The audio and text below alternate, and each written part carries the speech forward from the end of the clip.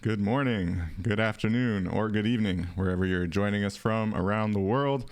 Welcome to Web3 Warriors Episode 22, where we are going to be looking at some interesting feedback that we've received over the months that we've been running. Here, Episode 22 is going to be marking 6 months of Web3 Warriors podcast that we are really proud and excited about and looking forward to the next 6 months. But with it being episode 22, we're also going to wrap up season 1 of Web3 Warriors with this episode. I think it's fitting. We started on January 22. You know, we've had 20 amazing guests and 21 amazing episodes. And so I just want to thank all of our guests who have contributed so far. It's been a really amazing ride. And I think that every episode, you know, really has had some serious gold nuggets of amazing value for anyone trying to find out, you know, what Web3 is all about and what the space is really working on.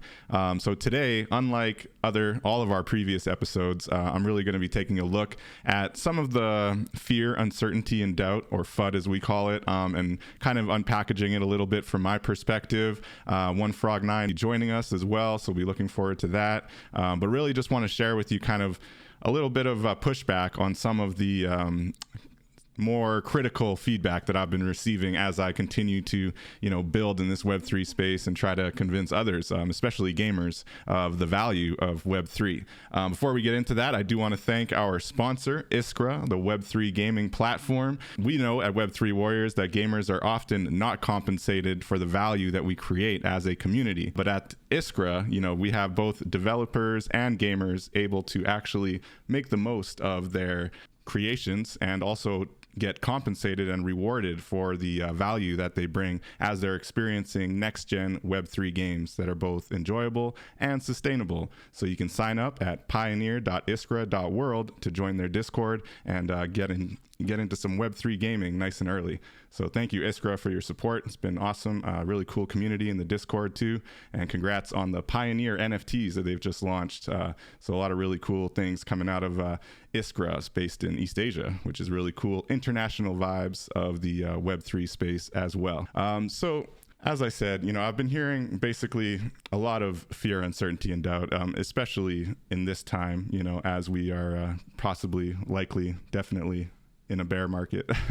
But really, even from the initial, you know, when crypto was still riding high, as a gamer, I've really been trying to convince people that, specifically gamers in the space and around Twitch, that there's a lot of value in Web3 for streamers, putting aside even the idea of actual Web3 games that pay you or reward you for actually taking part in their ecosystem and joining their gaming community and really either building on one side or just playing the game and trying to, you know, build up your collection on the other side, and they reward you for that. But outside of that, there's also just the potential for streamers and content creators to actually make the most of NFTs and what they provide, and basically add a whole new layer of potential revenue and monetization and really rewards for your community and for the people who show up to your streams. So I have been trying to just kind of pitch that to some of the streamers communities that I,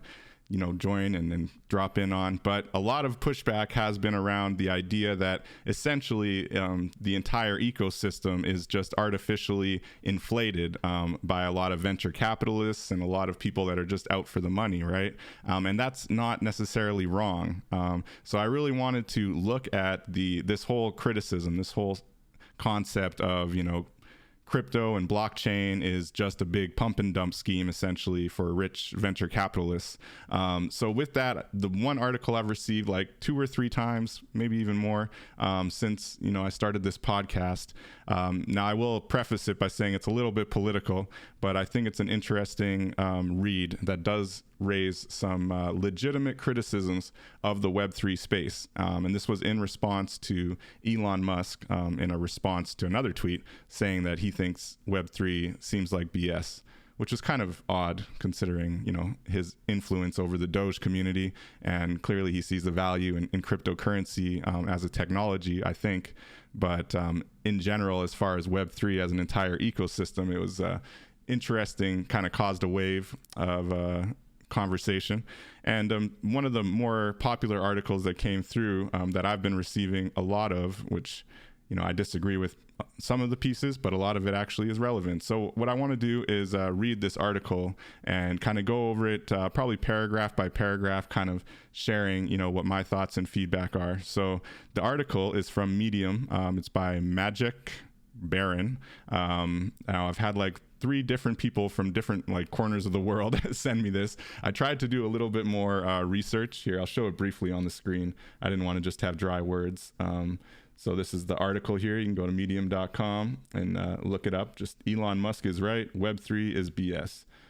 So as I said, it's a little bit political, but he also does raise a lot of very valid, interesting points that I think we should just acknowledge, and obviously I will preface this by saying also that this may trigger some of my Web3 friends out there, and this is not necessarily who I am reading this for. It's really about, being able to take on some of the more valid criticisms of Web3 and blockchain, and do so in just kind of an honest way, and look at the power of, what the impact is actually being made. Look at the creators who are in Web3 and generating revenue from it and benefiting not only themselves but their communities, right? And look at the technology and what it makes possible that wasn't previously possible. So that's where I'm going to be coming from. But I think on the financial side of things and on the economic side of things, there are some pretty legitimate criticisms within this article that I think is worth unpacking and worth at least acknowledging for people who are out there who think that, it's all rose-colored glasses and that we all just think Web3 is the great utopia and it's going to bring about, entire radical world change. I don't think that anyone is that delusional. There is definitely some aspirational hopes that Web3 will usher in a kind of new mentality, a kind of new framing of the economy, essentially. The idea that scarcity can be done away with, essentially. The idea that, the old kind of justifications of greed and profit margins in the name of capitalism could actually be replaced with abundance theory instead of scarcity, and really the idea that the best corporations, the best companies, the best businesses are the ones that reward their clients, their customers, and their community if they take it that far. So that's really the Web3 ethos that we're trying to push, but nobody, at least the people I speak to, thinks that that's just a easy thing to get done.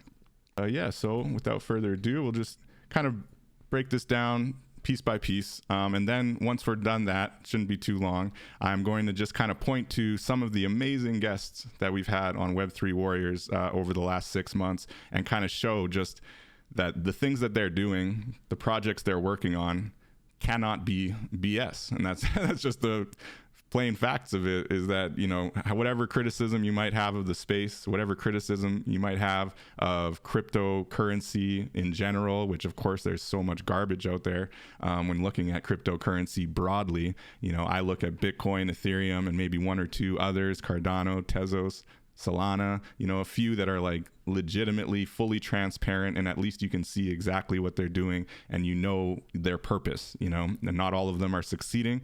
There's a lot of criticism out there, maybe for good reason, but at the very least, there's a good number of cryptocurrencies, blockchain built cryptocurrencies that are fully transparent, and all you have to do is do your research and kind of understand what their purpose is. But if you're just following the words of people on Twitter and people that say you're going to get rich quick, and that's where kind of the more scam and BS side of the argument comes in. All right, so I'm going to skip a little bit ahead of some of his Elon bashing and political content right at the beginning, but basically he says, I wholeheartedly agree with Elon despite having political differences with him. Web3 sounds like BS. Now, Web3 as an idea, Bloomberg admitted, is a bit hazy. So that suggests that we haven't achieved decentralized worldwide web using blockchain. The proponents of this concept like to talk about how Web 2.0 became centralized and controlled by big corporations, and how blockchains, crypto, and NFTs can help give the power back to the people. I'm not going to lie, I've definitely spoken to that ethos. And I don't disagree, actually, that it is potential. It is part of the technology's potential. Now, this sounds wonderful and looks good on paper, but in reality, he thinks it's BS. So why does he think Web3 is BS? On several different levels. Most importantly, it confuses a political and power relationship problem with a technological one. According to Web3 believers, blockchain is the technology that can finally allow the web to go back to its decentralized roots. The truth is, blockchains are not only useless in achieving that, we already have the technology to achieve that. I disagree there, definitely on the idea that it's useless in achieving that. And the idea that we've already have the technology to achieve that is, I think, kind of false, but the technology within, Web 2 is there, but ultimately you're still relying on a centralized organization or company to essentially kind of manage that technology, whereas through blockchain and through decentralized kind of ownership of the entire blockchain, you're actually guaranteeing that the things on the blockchain remain immutable. Again, especially in Bitcoin, and I would argue Ethereum's sense, they're sufficiently decentralized to the point that no even large group of people, and definitely no individual actors, can actually take down and break the blockchain and essentially remove or get rid of your data that you have then put onto the blockchain through NFTs. So it is immutable, and that technology did not really exist prior to the blockchain as we know it.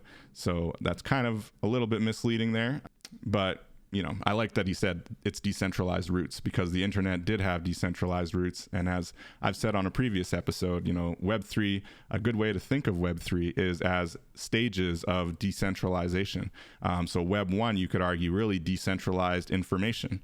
Up until the internet, we kind of just had to believe what government told us was history, what government or media told us was happening in the world, and what was a priority or what was most important in the world, right?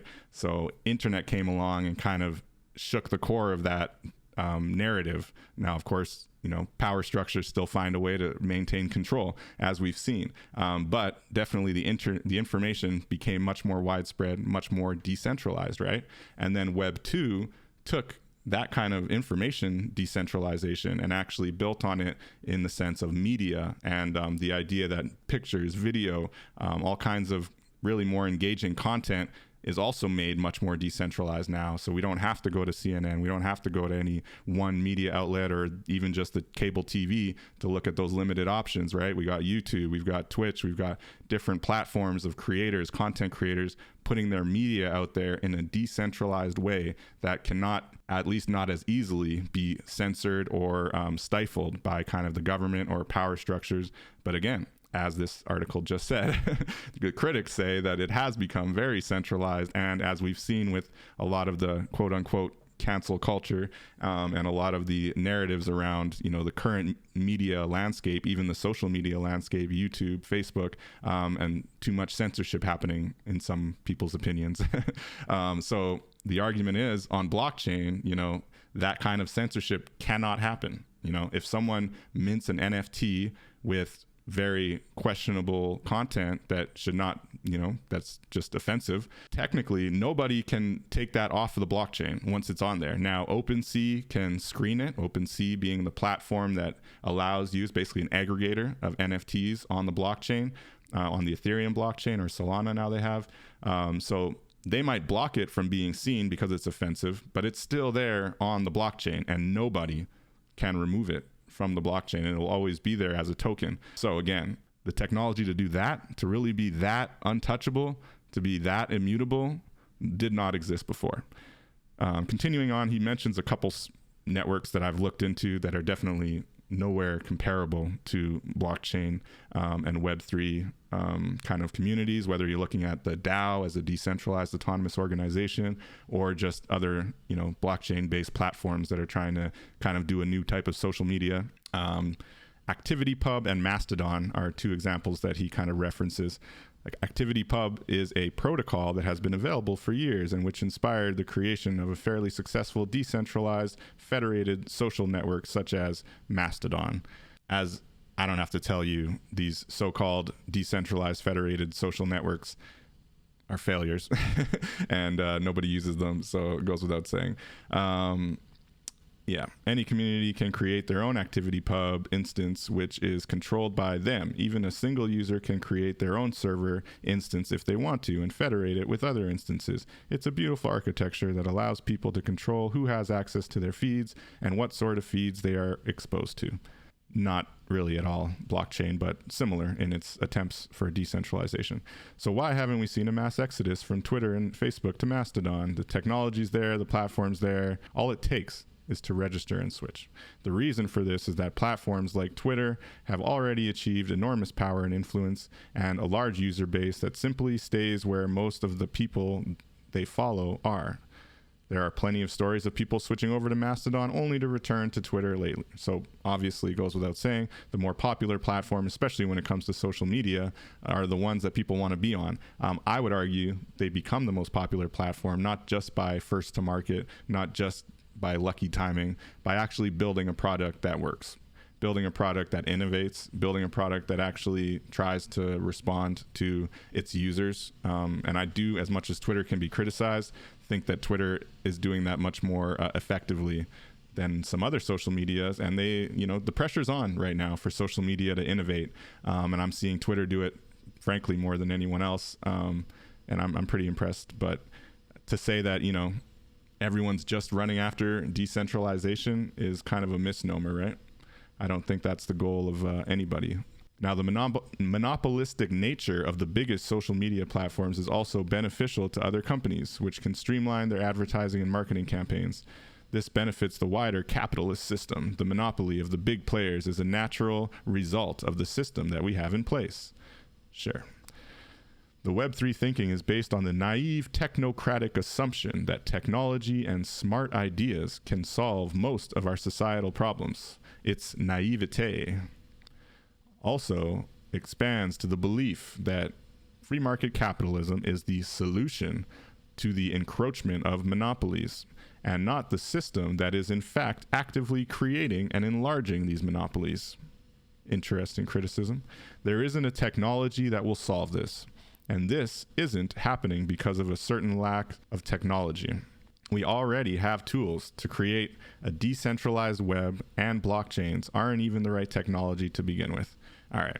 So he's making a very huge claim there that we already have the tools to create a decentralized web without blockchain, and that blockchains shouldn't be the ones to kind of solve that problem. Now, I think if we had the tools to create the decentralized web, I haven't frankly seen them. I don't think that decentralized is truly decentralized unless you as an individual have ownership of the digital assets. And I don't think that anything but blockchain technology has actually allowed individual owners or individuals to have true ownership of assets within the digital world, right?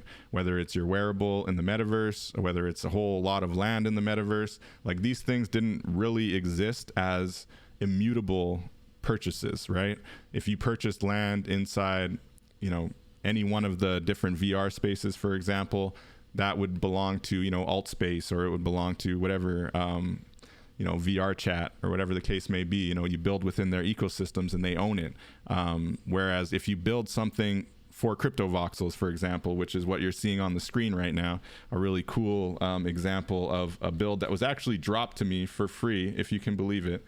This amazing, beautiful art space metaverse where we're showing our Web3 Warriors collection was dropped to me on the blockchain, and it's immutable. So nobody can take it from me. It's not, existing in some little ecosystem that can be removed if that company goes out of, goes bankrupt or whatever the case may be. It will always be on the immutable blockchain for me to access. Now, even if Voxels, Crypto Voxels, the company that acknowledges and supports this JSON file, happens to go under, which I doubt will happen because they're doing very well for themselves. But even if they were to go under, this JSON file, the main root file of what we've created, would remain in my wallet and on the blockchain, and any other, Crypto Voxels 2 or, new voxel space that popped up would likely be able to sync up with it, and I'd be able to revive my whole space. So nothing will remove this digital asset from my wallet. So that's a very important point, is the immutability.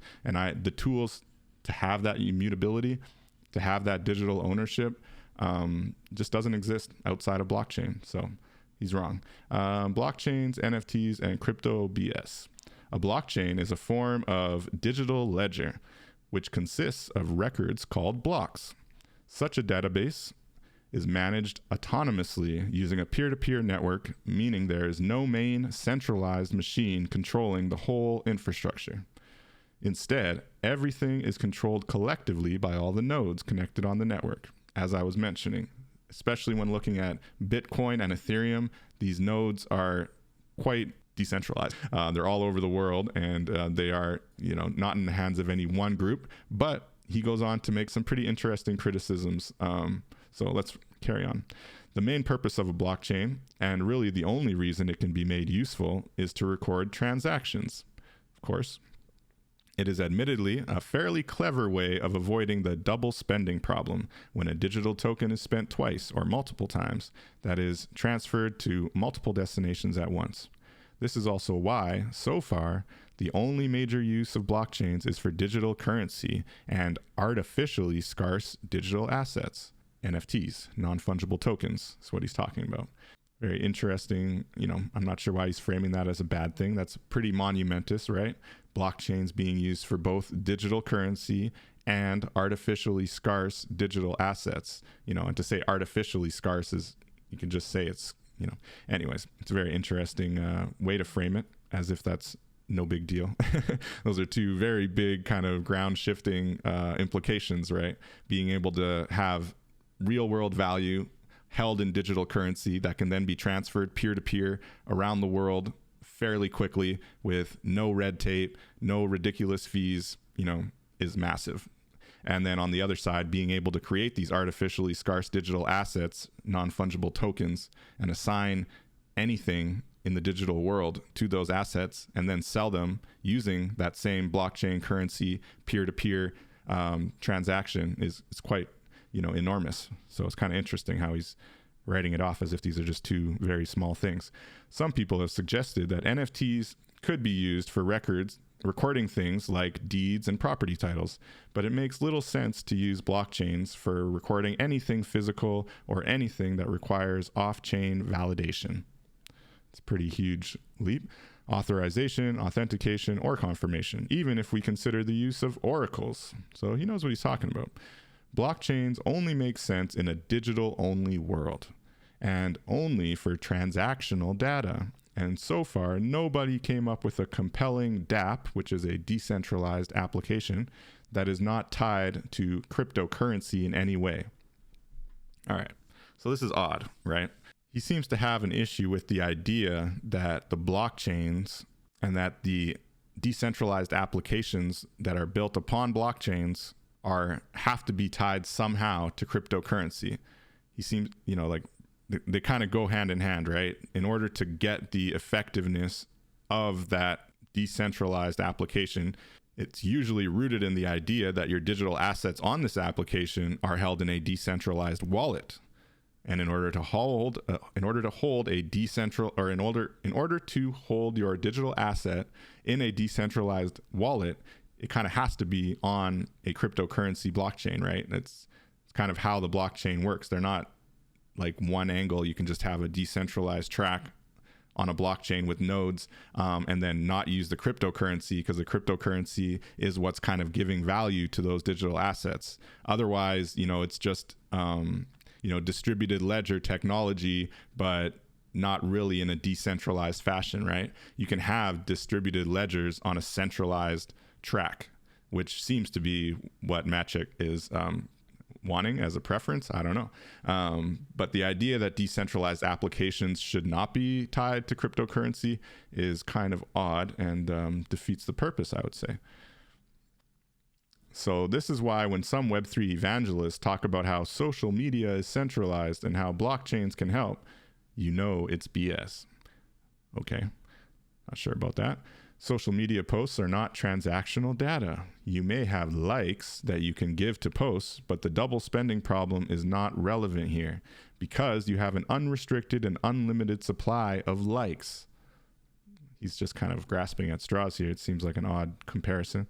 We already have decades of old technology like PGP, which can prove the authenticity of a post. Interesting. So even PGP does use cryptography, but that's a whole other rabbit hole we won't go down. We already have distributed peer-to-peer technologies allowing for censorship-proof decentralized storage of data, such as WebTorrent or PeerTube.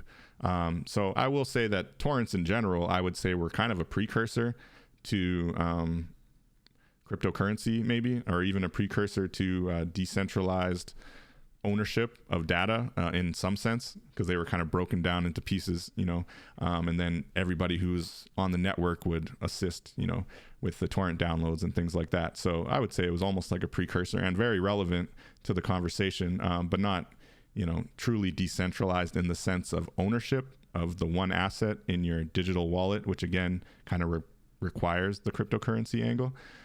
So Unstoppable Domains looks okay on paper. So Unstoppable Domains is a pretty cool, basically decentralized domains platform. So you can go to unstoppabledomains.com to check it out. They've got .crypto, .nft, .bitcoin, .dao, .coin, a lot of really cool crypto URLs. And then when you purchase them, they actually mint them onto the blockchain for you, and you own it forever. No renewal fees ever, they say. So Unstoppable Domains is super cool, but we'll read his criticism here. It's a for-profit solution that isn't really as decentralized as it pretends to be. You still have to go through UD to purchase domains. Moreover, getting around a DNS block is quite trivial, and Unstoppable Domains won't solve the problem of a hard IP block if your IPS by your IPS if used as a DNS provider. So he's saying that if your internet service provider really wants to block you and block your DNS, block your website, the actual website would still be able to be blocked, even though you would still own the actual URL on the blockchain. So his criticism is kind of odd. I think he's poking fun at the name Unstoppable Domains, as if, no centralized power could ever stop your website if you get your domain here. I don't think that is the promise of Unstoppable Domains. They are unstoppable in the sense of you get to purchase them once and not have to renew them, which is amazing and way better than the other capitalist typical domain sellers that make you renew. Frankly, even Ethereum name service, which is a Web3 URL service as well, does make you renew. So kudos to Unstoppable Domains for making your domain unstoppable and making it so that you keep it forever. So I think it's really cool. Of course, there's still ways for the government to shut down your site when it comes to the actual website being viewable, but that is really beside the point. Projects like the Interplanetary File System, IPFS, are interesting and were already used to fight against censorship. However, the pricing model is slightly obfuscated. The cost of pinning permanent storage is a few times higher compared to regular storage solutions. I think that's understandable. So the Interplanetary File System is basically the solution, or it's supposed to be kind of a solution to the Amazon Web Services, and the idea that your file storage, or maybe not even Amazon Web Services, but basically other file storage services like Google or Dropbox, things like that, sharing your files on a main server, as opposed to this distributed web server, which is basically like a peer-to-peer protocol that's supposed to essentially make sure that your data doesn't get lost, and it's much more accessible. It is expensive. And whether or not it's worth it, many people would argue it is. IPFS is supposed to be much more guaranteed and long-term, more decentralized. So a lot of people do go towards it, but I do kind of agree with some of the cost prohibits. It is a bit prohibitive. Unstoppable, the Interplanetary File System, IPFS. Do look into it. It's pretty cool, good technology, but I think they've got a little ways to go before it can be the more standard use. Now, if you're using a company like Pinata to host and pin your content and guarantee its permanence while you pay a monthly fee, you should start asking yourself how much decentralization you are really left with if you still rely on your hosting provider and on the caching policy of independent nodes. Moreover, we are already we already have magnet links, Tor Onion services, and platforms like Freenet, which is nearly 22 years old. So there have been other file storage services that have been trying to kind of make things a little more free, make things a little bit more out of the grasp of the kind of big companies and the more centralized power brokers to hold your storage and hold your files. So I think it's an interesting angle, but I don't know that it necessarily pokes a hole in Web3 at all. I think IPFS is just the preferred file storage system for a lot of blockchains and NFTs because it does seem to have more of that permanence. But, it is a little costly, but a lot of NFT art is also not very big. So it's a nice option. It's not necessarily tangled up in Web3 inextricably. The technology is already here. We've had similar technologies for decades, and the new technology is not what we need to fight the enormous power of the biggest platforms. So this is where he gets into kind of the philosophy and poking holes at the idea that essentially a lot of the Web3 mentality ethos and a lot of the kind of more positive angles that you hear coming out of the Web3 space are basically just venture capitalist talking points, which is an interesting, perspective, because I do think there's no denying venture capitalists have a lot of influence in the Web3 space, unfortunately. And, maybe I'll say for better or worse, because you do need investments. It is good to have support. And I'm sure there are some venture capitalists out there who are genuinely in it for the right reasons and genuinely want to see blockchain technology move in the best direction possible. But venture capitalists by their name and by virtue of being such proud capitalists also genuinely have to focus on profit margin, because that's kind of their job, right? So he says venture capitalists are having a blast. They can suddenly pretend they are radicals who intend to disrupt centralized intermediaries and create an internet that is owned by its builders, users, or creators. They can pretend that they are the voice of a rebellious generation trying to take on the big guys. However, I'm not really presenting breaking news by pointing out that the only reason VCs invest in Web3 projects is to make profit. As I just said, saying it's the only reason, it's kind of reading their mind, but it is a probably pretty fair assumption. Yeah. A lot of the Web3 projects are only branded as decentralized, with a lot of them using permission or hybrid blockchains. That's definitely the case, where only the company can add or remove tokens, but then the ownership of tokens can be traded independently. As some other writers pointed out, centralization is inevitable under capitalism. Getting a little ideological here. And you can't have real decentralization without a fair and just distribution of power. I would argue that a fair and just distribution of power is pretty much impossible to implement unilaterally. So a fair and just distribution of power can only come about by everybody actually having access to that power, and then as many people as possible actually taking advantage of that access to the power, So it's kind of a weird thing to just say, we can't have real decentralization without a fair and just distribution of power. I agree. But to say that, because capitalism is at work in Web3, thereby a fair and just distribution of power is impossible, it's an interesting argument. Cryptocurrency in Web3 does not achieve that. What you get instead is a marketization of power. And we can see where this gets us by looking, for instance, at Bitcoin's completely unsurprising distribution of wealth. Yeah, it is, there's something to be said about the current distribution of wealth of Bitcoin, most definitely. And I think that there's, something also to be said, though, about the potential for people who aren't at that, top percentile. While some of them were able to get in early and got themselves into that top percentile and were not wealthy people prior to getting involved in Bitcoin. So that's one key point that is easily missed, because it's been now, 10, 15 years or so. So you don't really think about those early adopters and really give them the credit they deserve for being true holders, or hodlers, as we like to say, holding on for dear life.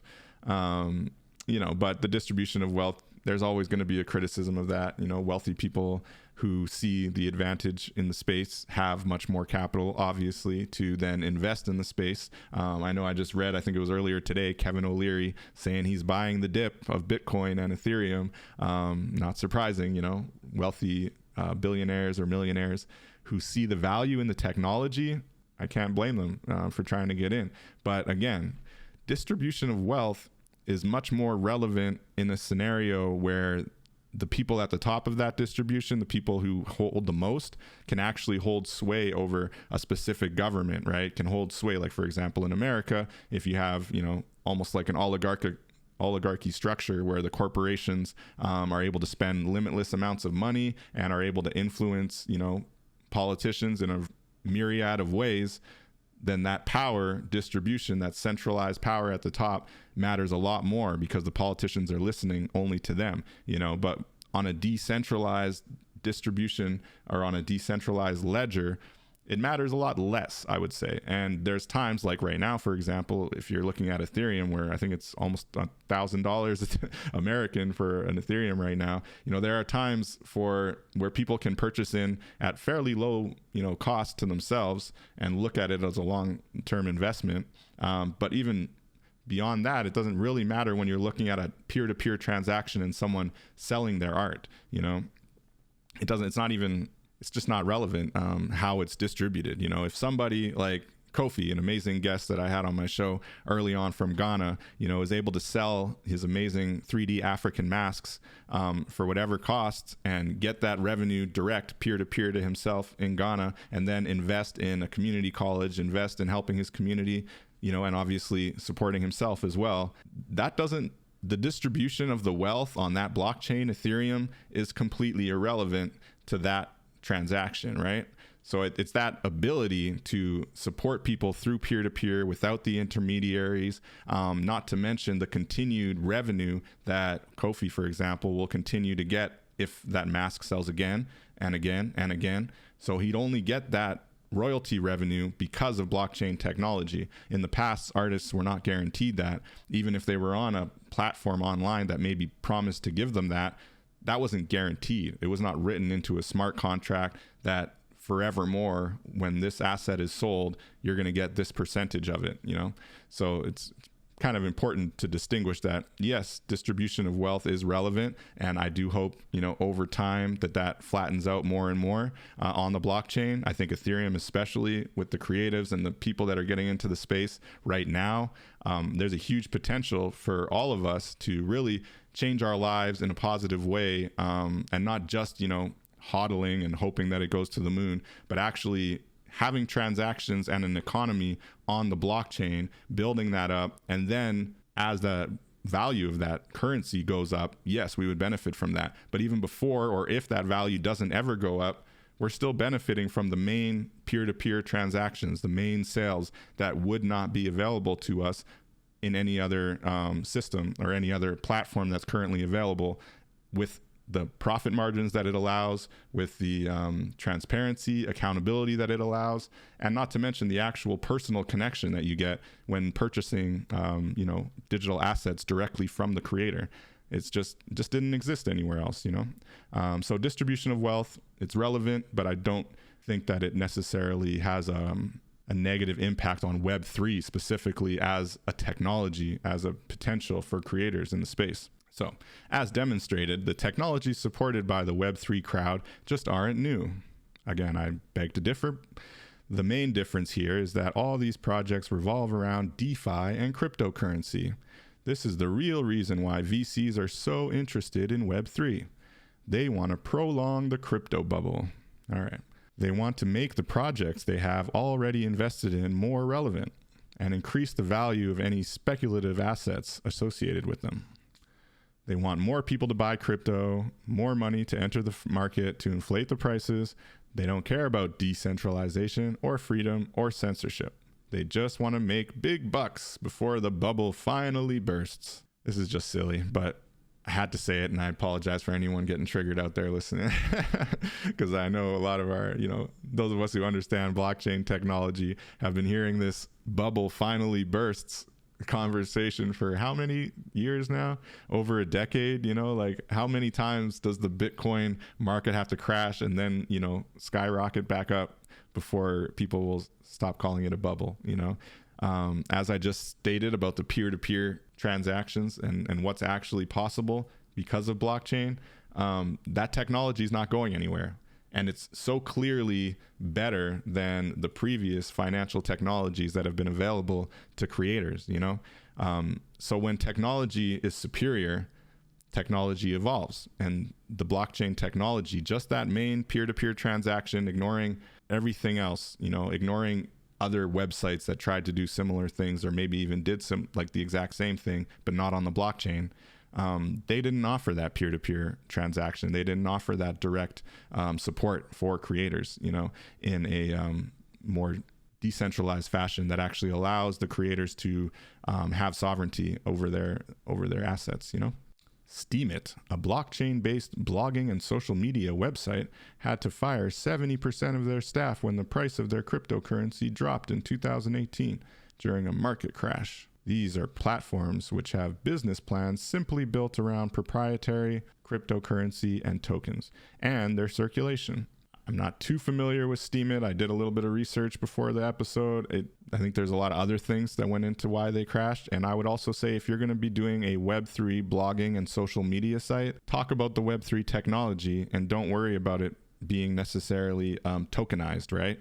So you can be taking part in the Web3 space, covering the Web3 space, just like journalist who we had last on our show. And he really focuses on, the interesting kind of philosophical, but also technology-based kind of news that's coming out of the space. And he wants to tell those stories, but it doesn't necessarily have to be on a platform that is fully tokenized. But he's going to incorporate NFTs into his platform as a way for subscribers or real supporters, community members, to support his Bored AF media organization, and those will have probably utility, maybe in the metaverse, maybe when you go to real life events for his media organization, he'll acknowledge the NFT holders who have supported his platform, and again, why not? It doesn't have to be tokenized. There's no possible negative outcome from, for example, a blogging and social media site using an NFT to reward their readers, to acknowledge their community, and then to incentivize other, uses in the future.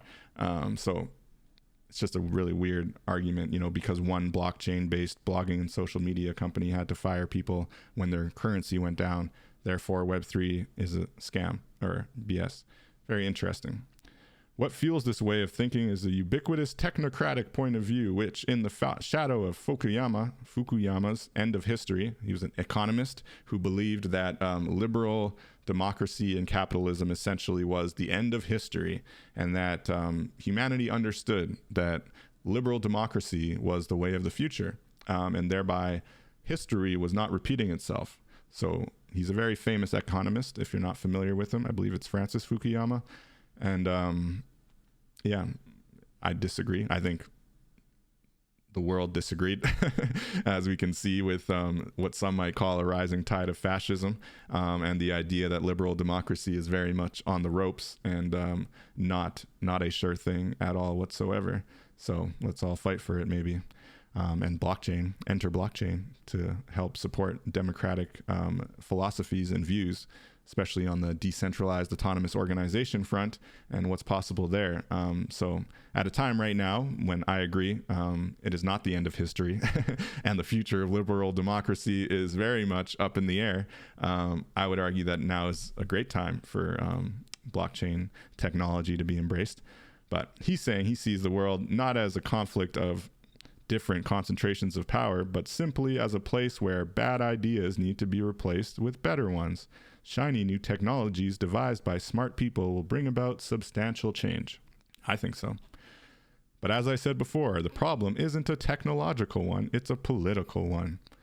If we truly want to confront the power held by the big social media companies, we need to go in the opposite direction to what the Web3 cult is trying to take. Look at the profit motive within the industry. Look at adequate regulation. I'd go as far as saying that the only way to solve the problem with large social media companies is to remove business and profit from the whole equation. All right. So this is where he's clearly showing his socialist side. I'm not even going to bother responding to that because that's just silly.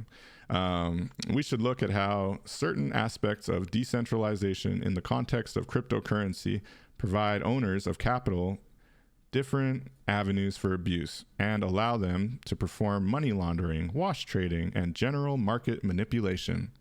Finally, if we look at onion services, they are predominantly used by black markets. All right. This is the biggest criticism, of course, of specifically cryptocurrency and blockchain. Now, can I sit here and say that there is not money laundering, wash trading, and general market manipulation in crypto, and even specifically in NFTs? I most definitely cannot say that. There are these things. Although I would also say traditional banking has money laundering, wash trading, and general market manipulation, at least between banking or the stock market, right? And we know that happens. So there's always that caveat of, yeah, it's happening in crypto, but it also is happening in the regulatory approved banking industry and stock market industries. So, there's crooks everywhere. And that's kind of beside the point of, again, that peer-to-peer usefulness of the technology, and that's what matters more than anything. So a radical standpoint would be to further democratize our monetary system and to look at getting rid of money entirely in the far future. All right. Bitcoin isn't radical. It's a step backwards towards marketization, not democratization, giving more power to the owner of capital, the owners of capital. I mean, we all own some kind of capital, right? But anyway, I always find it hilarious when people suggest that cryptocurrencies are confronting any power. Big banks already invest hundreds of millions of dollars and profit from cryptocurrencies. Crypto might make them feel at most uncomfortable, but not threatened. I would beg to differ.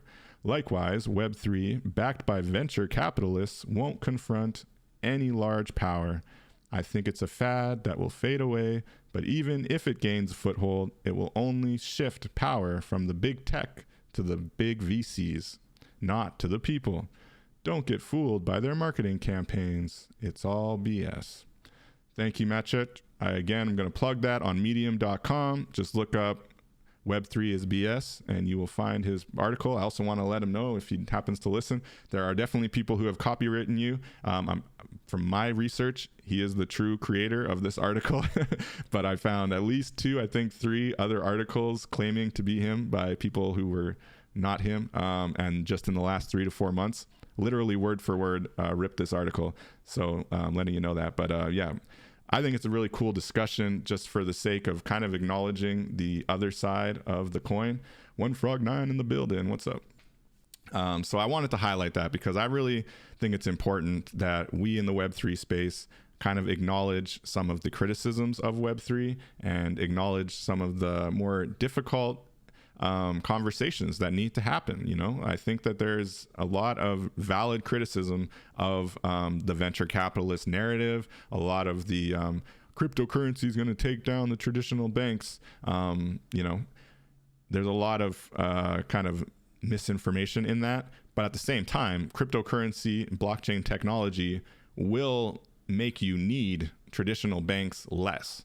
And if you know how to actually take advantage of the peer-to-peer technology, they will actually help you avoid a lot of costs that are in traditional banking and support people around the world, send money around the world in a much more safer and streamlined way that is also less costly. So it's awesome. When you're using traditional banks, maybe traditional banks in the West are very, or specifically in Canada where I'm at, are very reputable and reliable, and you're always going to get your money when you go to that bank and you take it out. But I have family in Sierra Leone. I know of places in other corners of the world where sometimes banks, for whatever reason, just won't, withdraw your money for you because they've run over too much or too much inflation or whatever the case may be.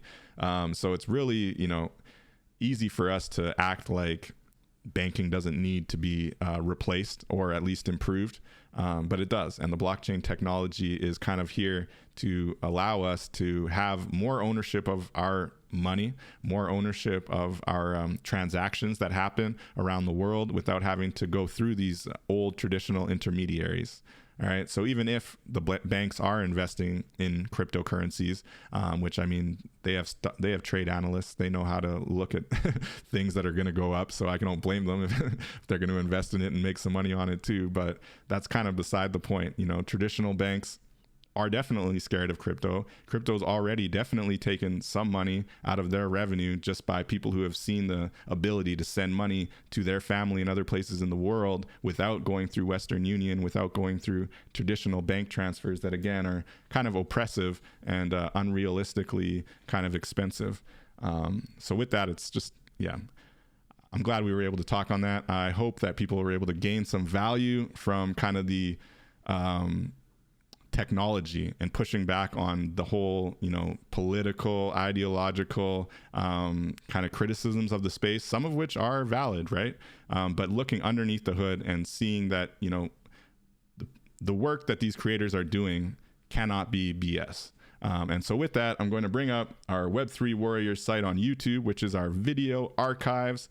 I feel proud every time I look at it, even though I know my views are not that great. Please go look up Web3 Warriors on YouTube. Hook us up with a subscribe if you can. Check out our range of amazing episodes that we've had featuring all kinds of amazing creators. Now, a word from our sponsors.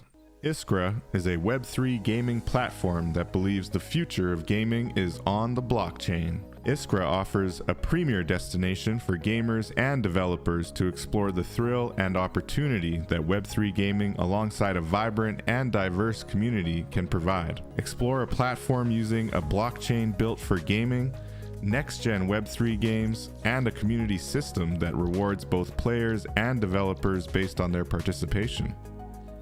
Sign up today at pioneer.iskra.world and join the Discord group to get early access to the future of gaming.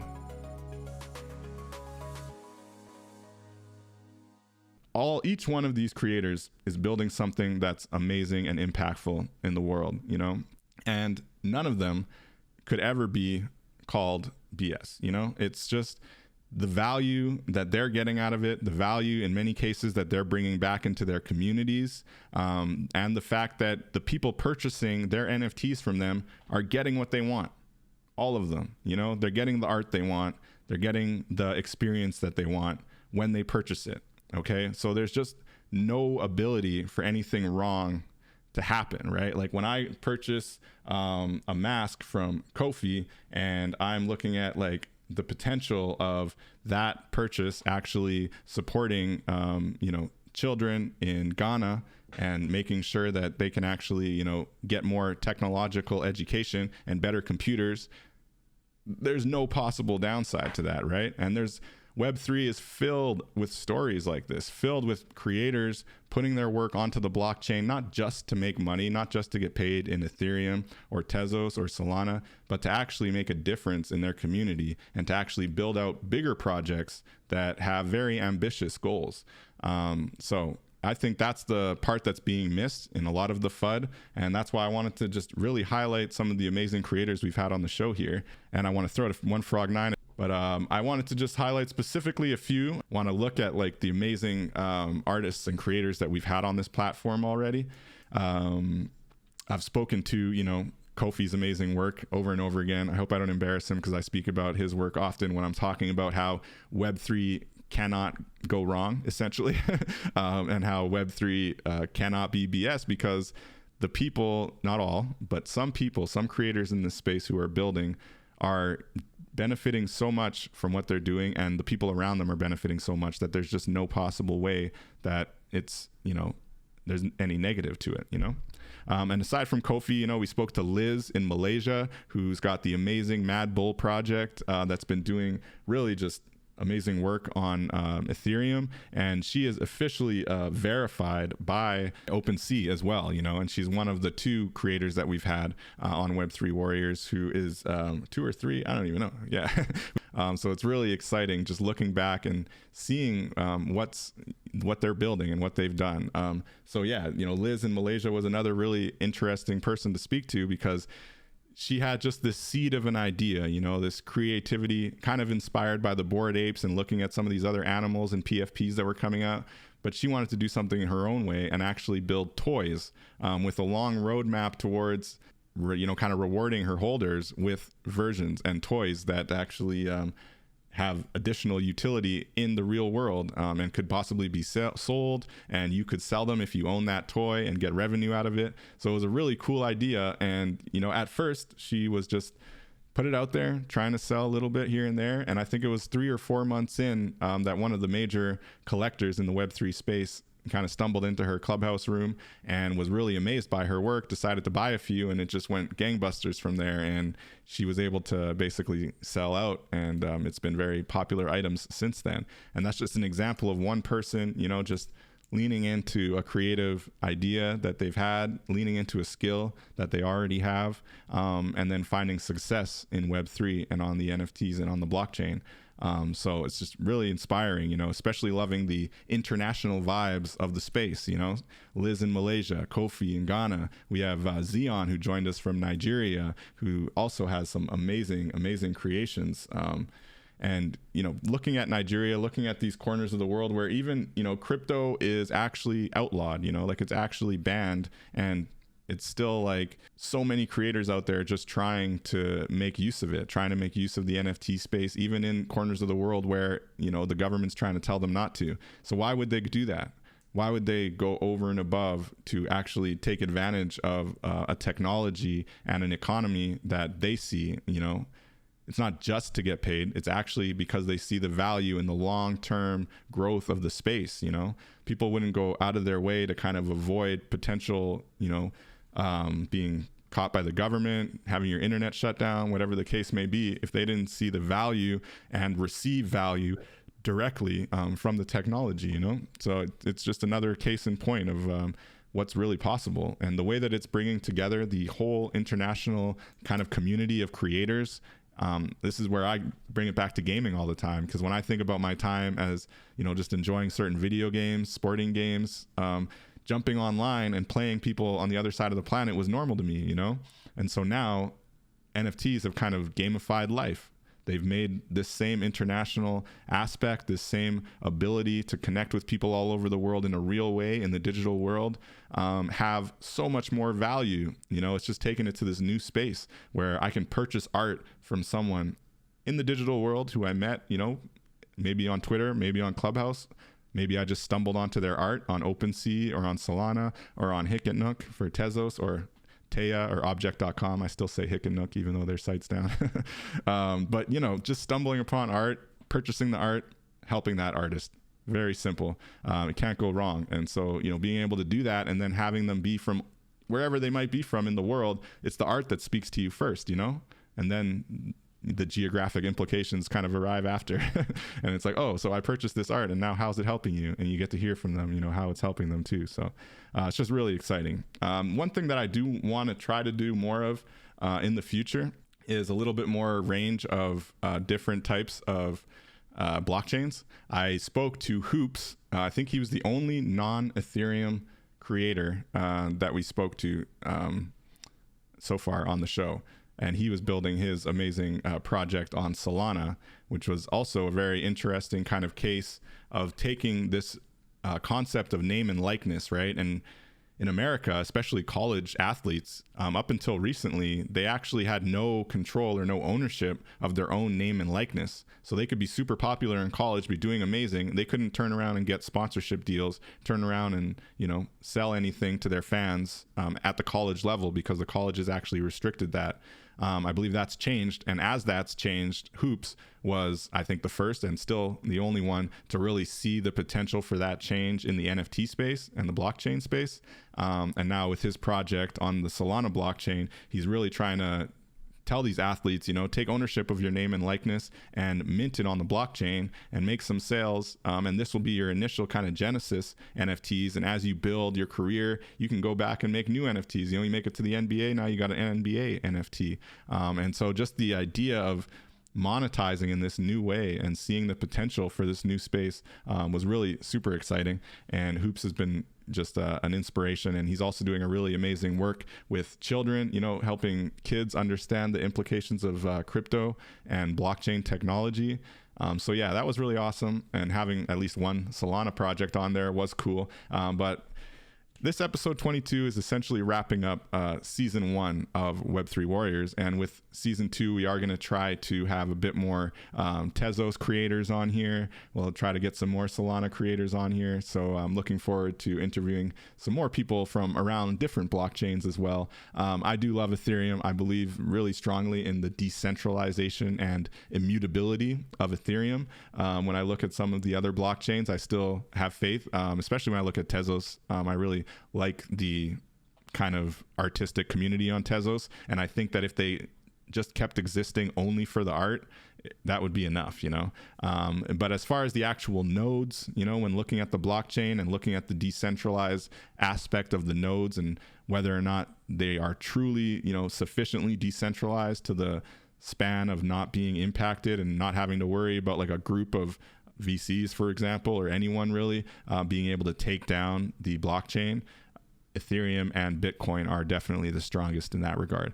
So that is a big part of why I've spoken to Ethereum creators, and I've just been, kind of more busy in the Web3 Ethereum space. But I am a proud Tezos collector as well, and I love art on the blockchain anywhere. But yeah, it's going to be cool. We're going to try to look into a little bit more Tezos and Solana art.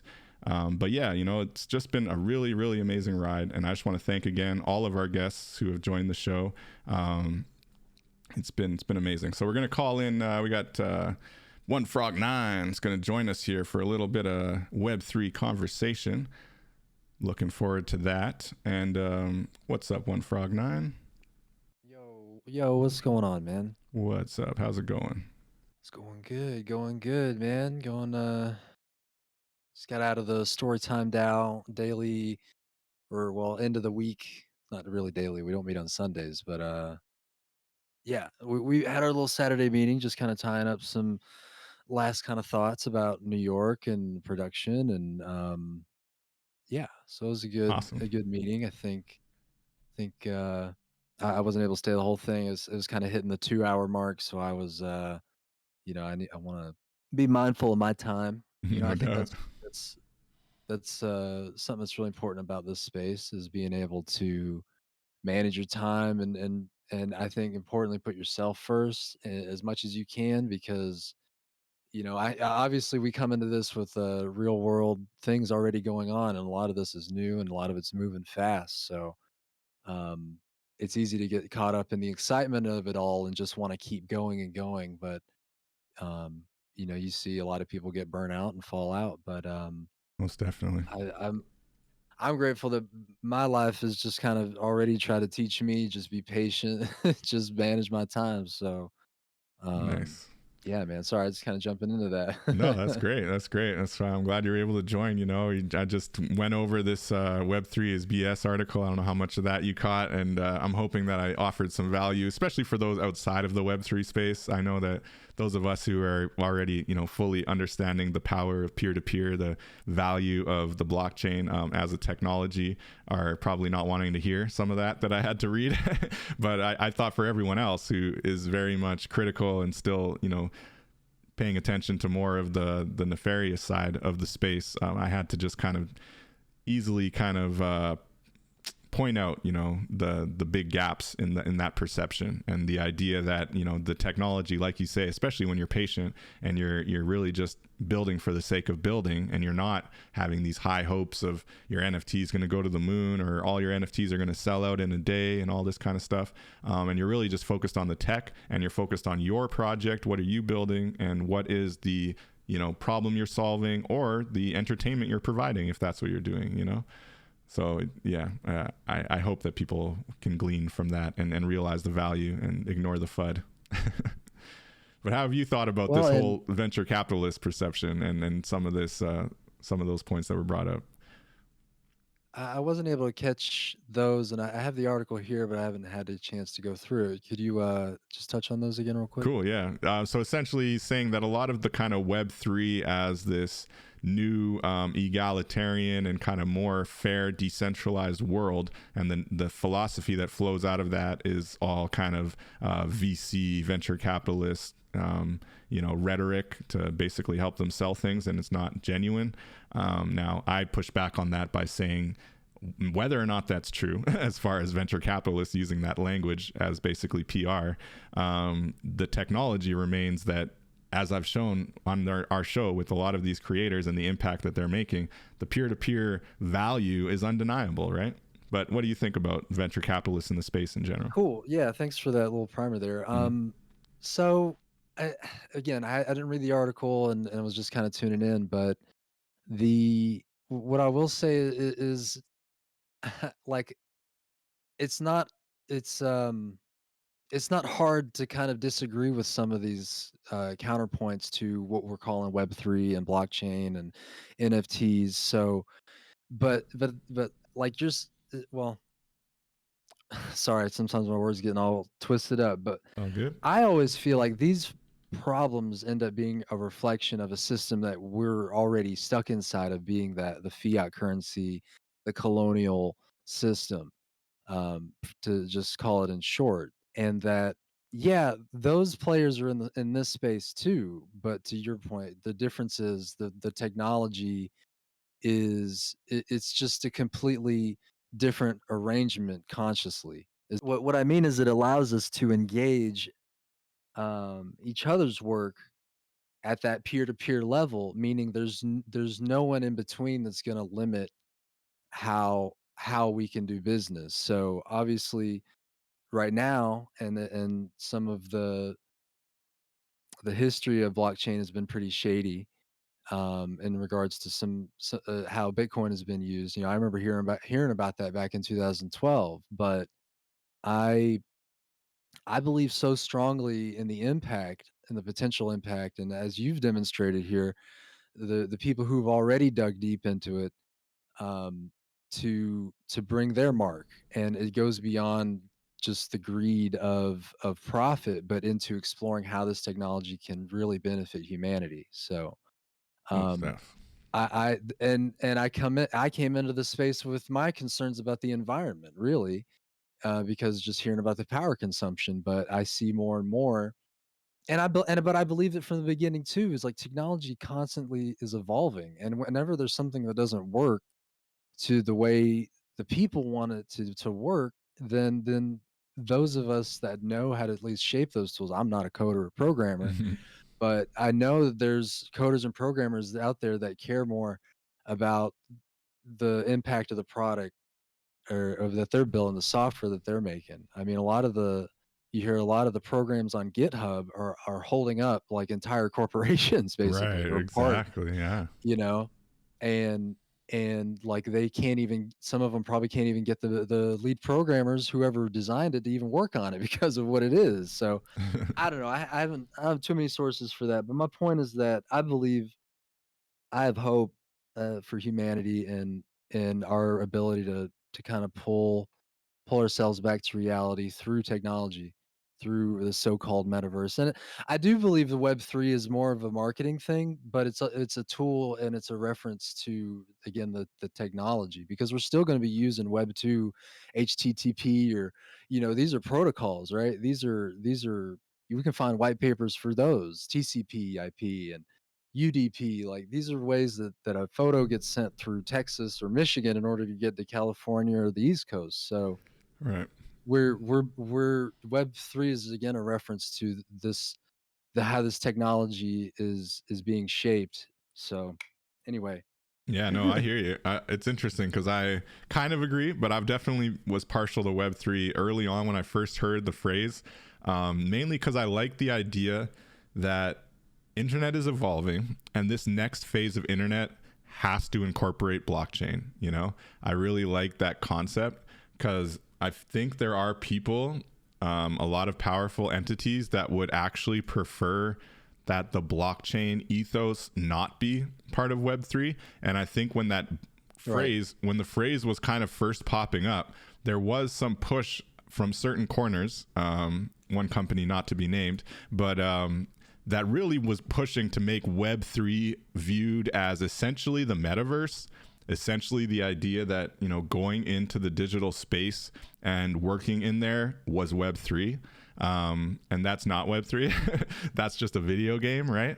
And I think that there was a lot of, I saw it, and that's actually why I started the podcast. And it's interesting, the day that I locked down Web3 Warriors, and then made it public on Clubhouse in a club that I have yet to use, which we'll definitely be using in season 2.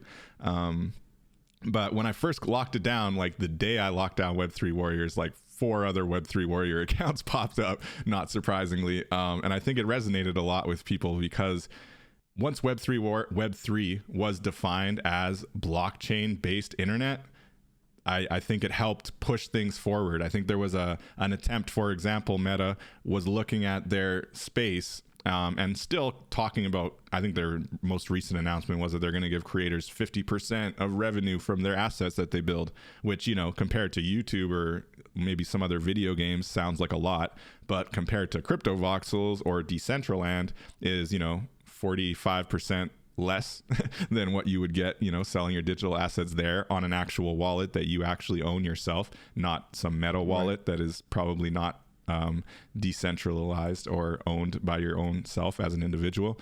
So all that to say, it is some marketing for sure, the Web3 phrase, but I do think that it helped us lock down the concept of internet must evolve into blockchain.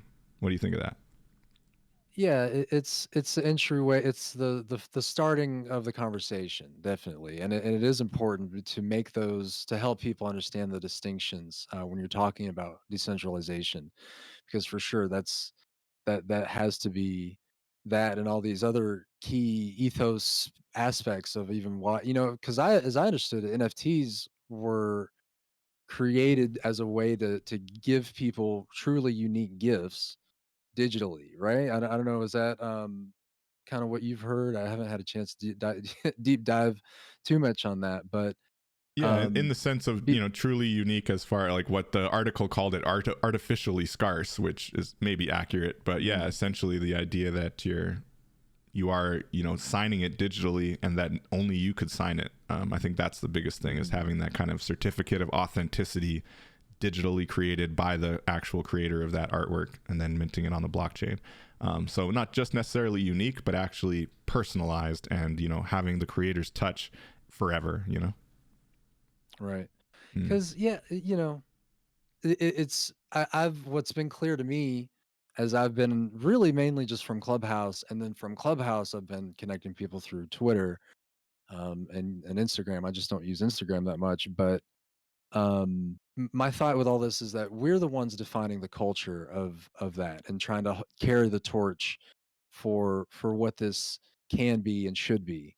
Um, at the same time, the Cokes and the Pepsis and the Ubisofts are all going to be there too, trying to make it their own. But it's like those of us that have been able to at least see some glimpse of the truth of what this can be. It's like we gotta hold that, because I remember when I was first getting, like, again, when I started using Clubhouse about a year ago, and probably about into the fall, you know, there's some groups I'd be around that time. I remember, you know, this guy wanted to build a metaverse. You know, this is before they even talked about Meta, but it was like wanted to build this metaverse, but like if you just had like a cheap token, then you lived in a tent, you know, or some kind of like, Right. you know, it's like he just totally wanted to replicate like the whole bullshit. Like it didn't make any like it's like so we could make anything. We could literally make anything with our imagination, and we're just gonna try to lock people into the bullshit again. Like, come on.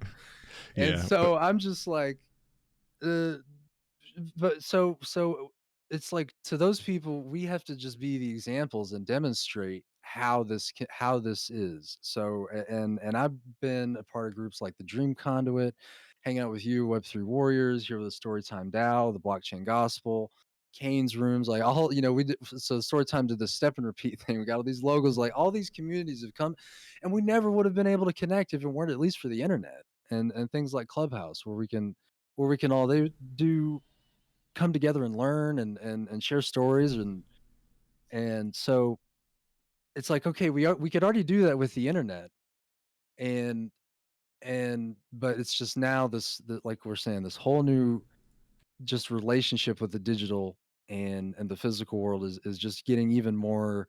The bridge there is getting even stronger through things like blockchain and AR and VR. So at the end of the day, I'll just say I just fully believe blockchain is going to touch every single industry. It doesn't have to touch everybody, or you don't have to be involved, but I think at least just taking the time to understand what it is really and how it's going to function, and I think yeah, Yeah, no, I'm I'm done with you, speaking. man. Well, I mean, we're all with you. That's why I say I speak to the choir. That's why I had to give a little bit of a trigger warning before I read that article, because I know, my main audience is the Web3 diehards like us, But I am trying to offer that educational aspect, that value for people who hopefully, in the future, as this bear market turns into a bull market again, and people are looking back, oh, what is this Web3 we're hearing about? What is all this crazy crypto that's going back up and blah blah blah.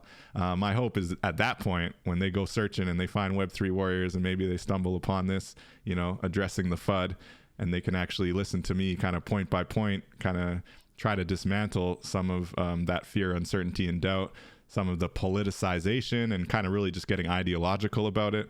I enjoy those conversations because I can say, oh, well, blockchain is capitalist without thinking it's taking all of the horrible, greed and kind of uglier side of real world capitalism into the blockchain.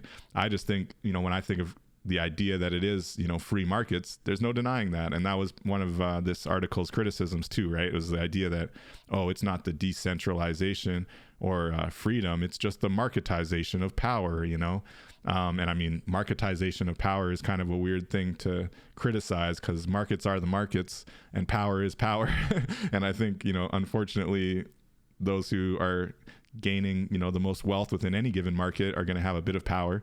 But I made the argument that this whole, distribution of wealth and the idea that, the 1% or 2% have most of the Bitcoin and all this, it matters a lot less on the blockchain, right? Because on the blockchain, you don't actually have like the political implications of that ownership, right? Like in the real world, in America, the 1% running everything and telling the politicians what to do has all kinds of like really negative implications on the other people who, live normal lives and need, to have healthcare and all that kind of stuff, good education. So when their needs are being ignored for the sake of the 1% at the top, that's where that imbalance becomes a serious issue. Now you take that imbalance on the blockchain and you say, okay, it is not ideal that, if you hold, I think it's four Bitcoins, you're in the top 2% or 1% of Bitcoin.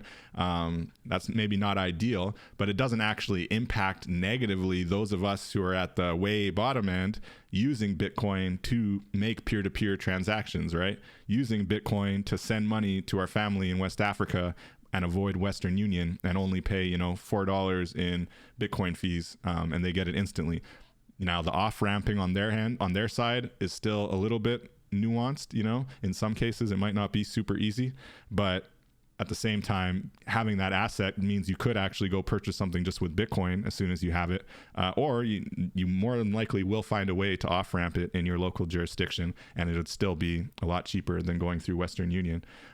So yeah, there's a lot of this kind of ideological argument that comes up, and I think it's just people are stuck in their ways, and so they hear capitalism or they hear free markets and they start assigning all of the negative things in the real world to the blockchain.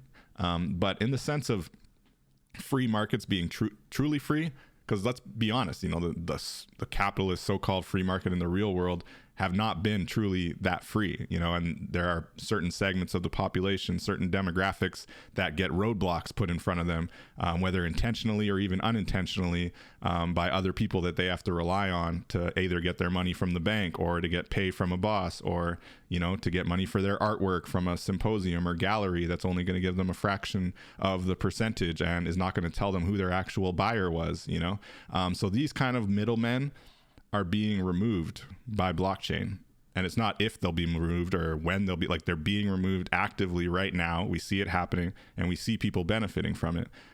So to criticize that because it's marketization seems like counterintuitive. What do you think? Yeah, man, marketization. I'm not an economist, and math Mm. just makes my head spin after a while. But so I don't think I could really speak too much on how that those impacts are going to be. But at the for me, my instinct generally is just that, like, yeah, this is going to be a reflection of all the bad in humanity too, and this isn't going to be able to escape things that we already have set up, and that I think as but again, we're trying to shape a culture and make something that's long lasting and that will have an effect on mainstream culture through this technology. And I think as we continue to do that and make our splashes as artists and builders and creators, and and and I think within the next 2 to 5 years, a lot of these tools are going to be more accessible,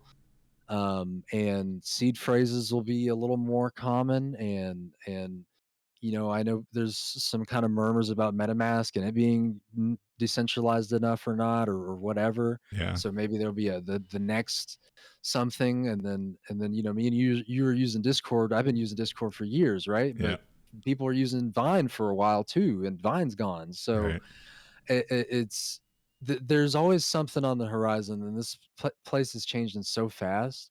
And I think Lowe might have spoke to this at some point, but I think it's going to be the nations that aren't really at the quote apex of the economy, whether it's like the US but actually Germany I think is pretty crypto friendly. Well, But even I'm thinking of Canada, other I like to places. think we're pretty ahead of the curve. Honestly, Canada's pretty like acknowledging, like we have some pretty decent regulations. I would say, as far as like not being too hands on and too heavy with regulation, but acknowledging the value, and basically taxing people at the point of taking their money off the blockchain and into fiat, but essentially Mhm. leaving them alone otherwise, which is amazing. Yeah. So I again, all I can I'm we're kind of choir city over here. No, but it's So good though, because I know that you've raised some questions around. You do a lot of work in the social activist space and the much needed abolition movement, right? And the crazy situation with private jails in America. So and in those circles, right? I think you've run into quite a few people who are not fans of blockchain, right? And I think it does kind of come back to a little bit of that anti-capitalist and this kind of ideological idea that blockchain's just for right-wing libertarians or whatever the case may be. Have you I know you've come across it a bit. How do you kind of push back on that, or do you bother trying, or you just what do you think? I mean, honestly, I've just kind of been more isolated. I mean, even with the internet, I think most people who are kind of really deep in those circles are doing some fantastic work. And as far as like the U.S., yeah, slavery is still legal in the U.S. through not only the 13th Amendment, which is a federal, that's a blanket law or whatever, and across all 50 states, but even throughout the 50 states, without about 20 or so, 25 have similar, we'll call it pro-slavery legislation. And so Crazy. in their state constitutions, and at this time right now, we have about half a dozen states looking at getting not only removing the pro-slavery language, but putting in anti-slavery language into their constitutions, so that they're going to be There you voting go. on statewide this year. And so that's super cool. And so I haven't really had the chance to get in with some groups who are really working on that stuff, but I think at least I've kind of gotten some of them maybe a little more active on Twitter, which isn't huge, obviously, but I think it's those little steps like that can bring.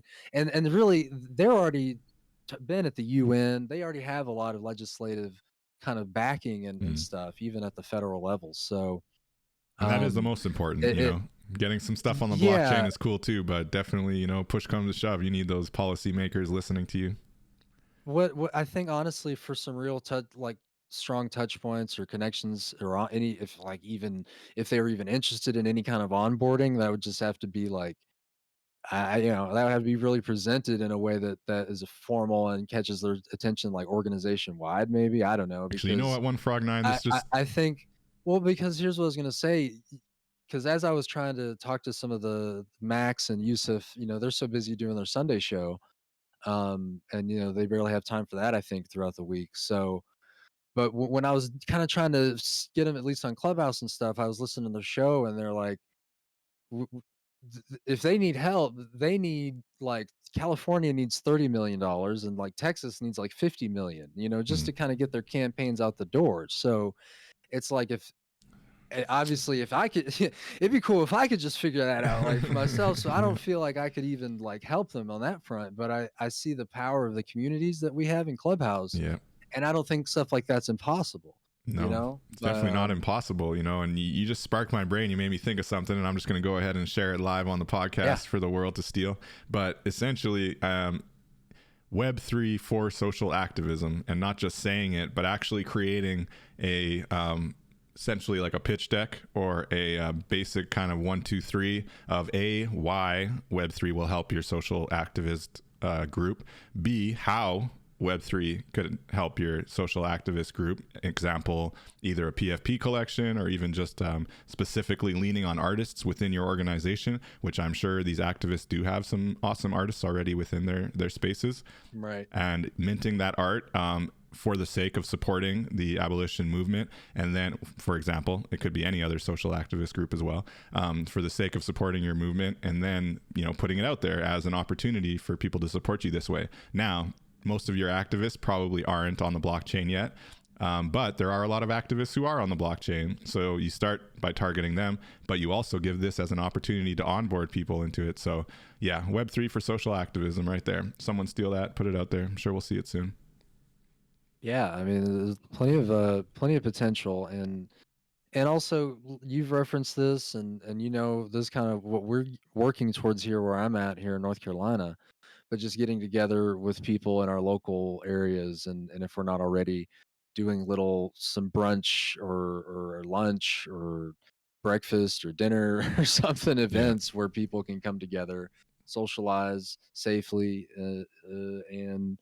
and do a little bit of onboarding and sharing stories, like, like the first NFT project I bought into was the Dastardly Ducks, and they basically, it was just kind of a Hail Mary launch to raise some money to save their farm, the little farm they live on in Georgia in the South. Mm. And there's a lesbian couple that's just like trying to figure it out, and they were really, like, on the week of the same week they were going to basically have a hearing, and, like, they launched their Dastardly Ducks. It was, I think, 5,000 ducks, and they were about 0.005. So at the time it was around probably $15, and and I lucked out. Gas is like $15 as well, so it was around 30. I got two of them.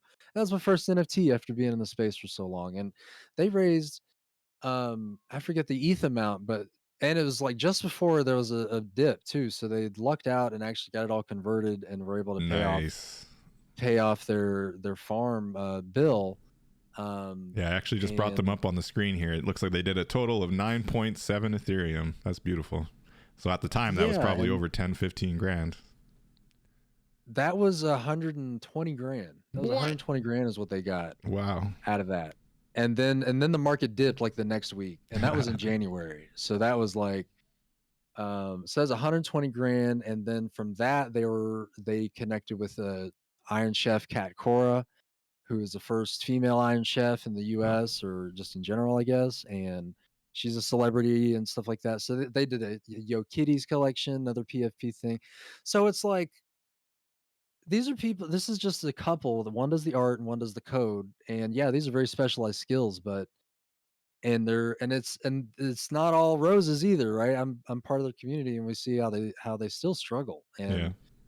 And so, oh man, but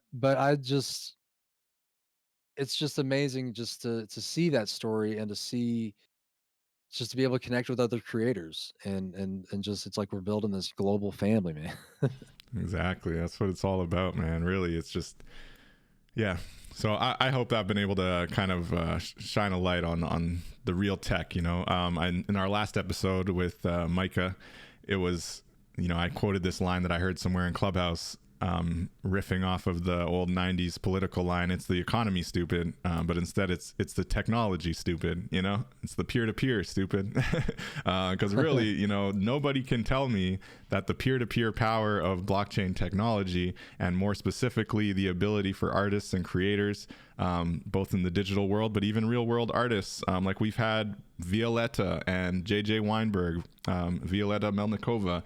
They both were very established artists in the traditional space, making amazing works of art, who jumped into NFTs and have been selling their pieces at way different levels of Ethereum, and now getting into some PFP collections.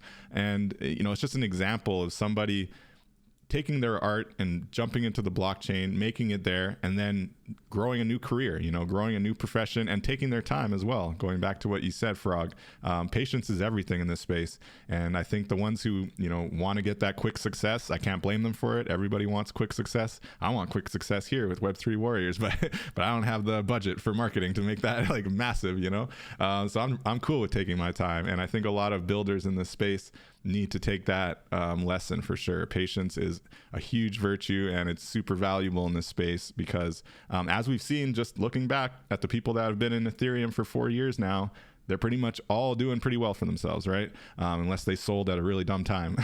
But in general, those who have been around and stayed in the space for the last 4 years, they're pretty much all doing pretty okay at this point, right?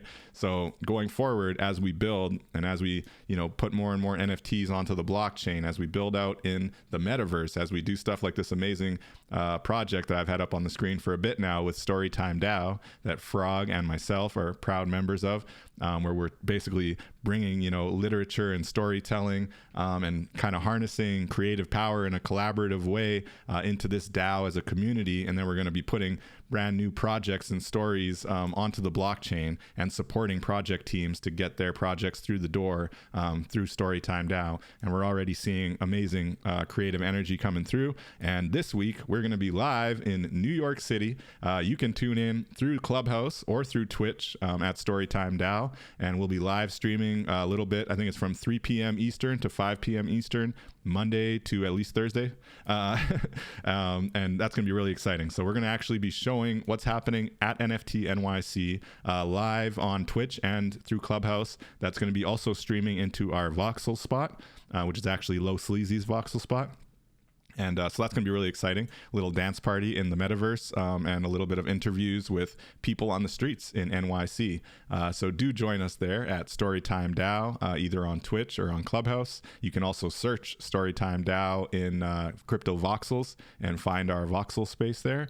And if you're watching on the live stream, you can actually scan the QR code that you see on the screen right now. It should bring you to our Voxel spot. But yeah, really cool conversation, Frog. Did you have anything else you want to add? I also want to just say, anyone watching, thank you for watching us. If you have any questions, please do ask your questions now. We're going to be winding down fairly soon. But, we've touched on a lot of, I think, really relevant, important kind of FUD and the points that counter that FUD, and then really just kind of emphasizing for people that nobody can tell me that this technology is not impactful in a positive way, and for those who are trying to be naysayers about Web3, just understand there's a lot of work to do. There's a lot of building, going on. The blockchain is still, especially Ethereum, is still relatively in its early days. They're trying to lower costs. They're trying to streamline some functionality. So a lot of things are still being ironed out. So when you look at the markets right now, this is a natural dip. It's going to be a natural bear market. And for those of us who have been in this space, this is sale time. This is the time to build. This is the time to get a good deal on maybe some metaverse space, maybe some digital assets, and really just learn, put your head down and figure out what's happening in the space and how can I plug in? Because literally everybody can plug in. Everybody has some creative, something to contribute to the space. And at the very least, you'll probably find some art that you love and maybe want to collect. So I highly recommend it. Anyone kind of just wanting to know about Web3, feel free to reach out to us on Twitter at Web3 Warriors. Feel free to email us, web3warriors@gmail.com. We continue to build here, and we're happy to help anybody with onboarding, as well as look at Storytime DAO, go on Clubhouse, follow Dream Conduit, follow Blockchain Gospel, follow Neighborhood Jewelry. These are all great onboarding tools that will help people kind of jump into the space in kind of fun and exciting ways, not just dry, technocratic language, and not necessarily as boring as, getting into the weeds of the politics of it all. But some of us love that stuff. So Frog, what are you thinking before we wrap up here? As far as, next steps, I know you're looking forward to this live stream from NYC. It's going to be amazing for Storytime DAO. But you yourself, I think you've got your Web3 Appalachia, which is a really cool group. Where do you see that going, and what are you kind of building in the Web3 space right now? For sure. Web3 Appalachia, we are, again, just a couple folks here in North Carolina, Asheville, North Carolina, and wanting to just, again, bring this conversation to the real world. And we're going to be having our first little get together coming up in the next couple weeks, and not something huge, just some of the folks that have been showing up to our weekly clubhouse rooms. It is, again, Web3 Appalachia. We're on there at 7 Eastern every Thursday. It's 7 at night. Nice. And usually we go about an hour or two, and um, it's just another onboarding space, free onboarding. Come get some free onboarding, or if you have questions about the space. And it's also a stage where our local group is building in public, basically going through just all the nitty gritty, and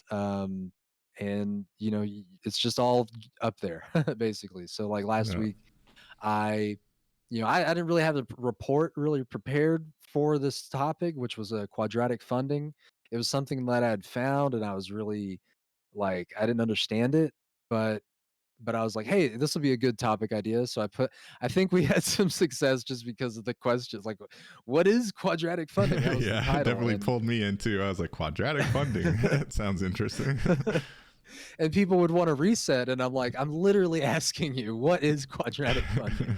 I don't know. Yeah. But it actually forced me to figure it out. And quadratic funding, real quick, is just, it's more of if you're managing a pool of money for a public good.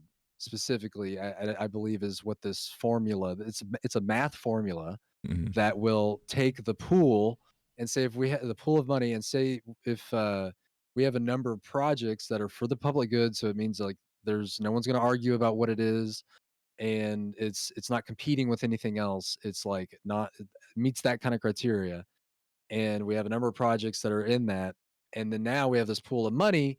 We can, it's a way to match funds to projects that have more contributors, more backers. So That's interesting. It's almost anyway, like a crowdfunding kind of thing, but more limited and yes, very precise, I guess, right? it's a crowdfunding tool. Yeah. And is it the best one? I don't know, but that's just what we talked about last week.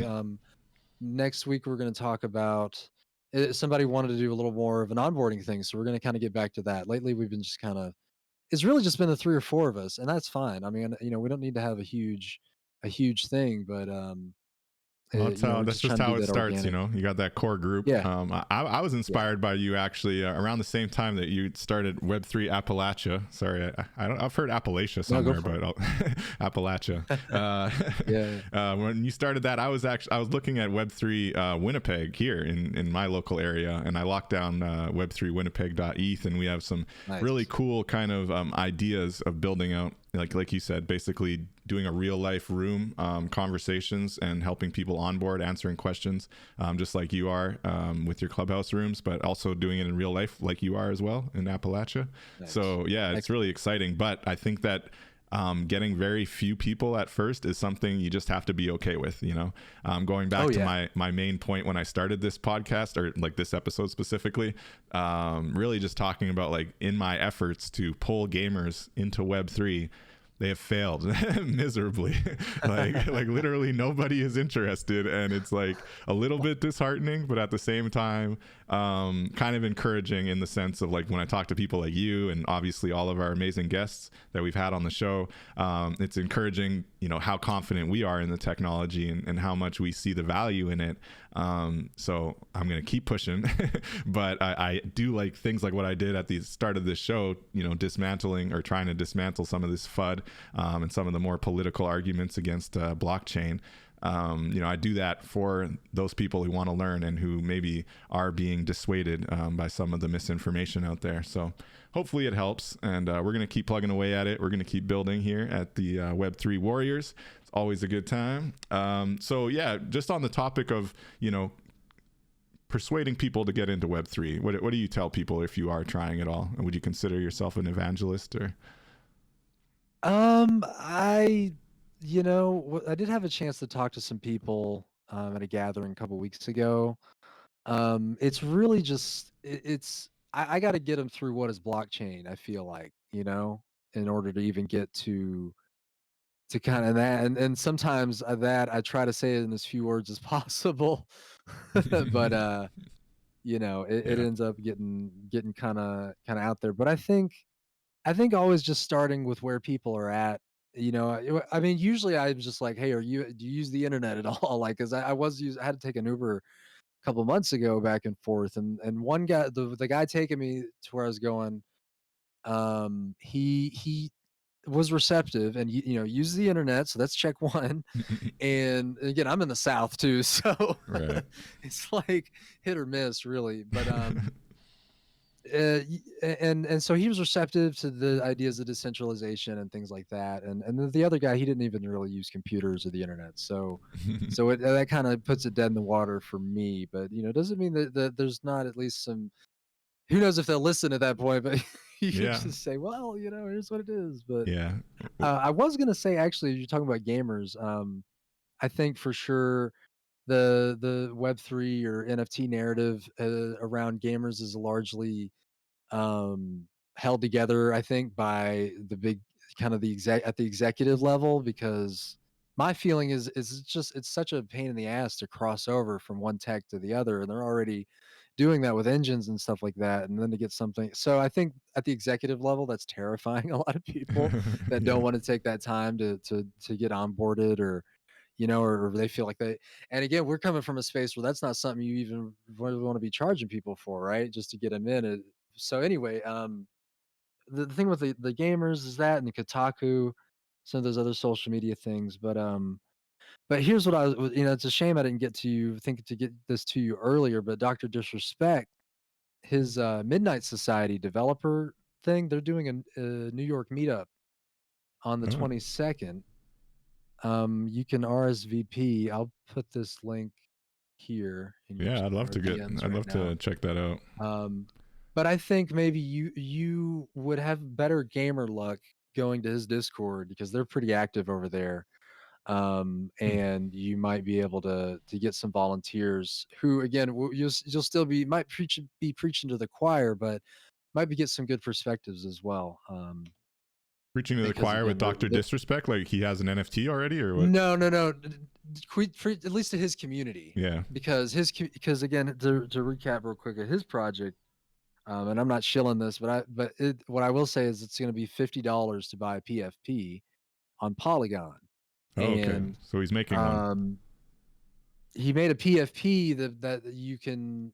I think that his whole game, actually, if you own a Founders Pass PFP, there's going to be like 10,000 given away, or not given away, but sold. Hmm. And if you have one, you'll be able to get access to the alpha build of the game they're building. And then they're going to, I think, do some voting. Because if you're Founders Pass, you get voting rights and all these things. So I think that's a really interesting example of somebody at least trying to hit the space.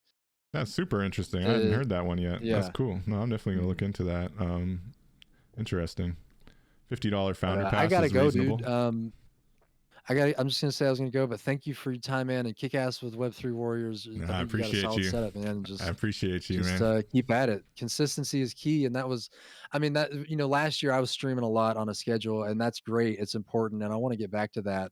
But I've been able to get back to that through Clubhouse with our weekly things, and I mean, that's one of the biggest things is that consistency, because even though all these couple weeks it's just like maybe 3 or 4 of us, which is fine, Mhm. we're laying a platform in time and space, right? For people Exactly. to just know that you or we are always going to be there. So, For sure, but for kick sure. ass, And we man. keep building out every week. On that point about consistency, next Saturday is going to be our first Saturday that we do not have an episode, as I'm going to be in transit. I'm going to be in transit getting back from New York, but I am hoping to have some New York live hits for Web3 Warriors as well while I'm out there. So we'll have at least 1 or 2 interviews while we're out there, and that'll make it onto the podcast as well. But yes, thanks, Frog. I appreciate you. If you got to go, no problem. Thank you for your input. Very cool perception. Yeah. And yeah, we'll reconnect again. And I love what you're doing in the space, man. Absolutely, man. Adios. All right, take care. Awesome. Love the conversations, tapping in with the community.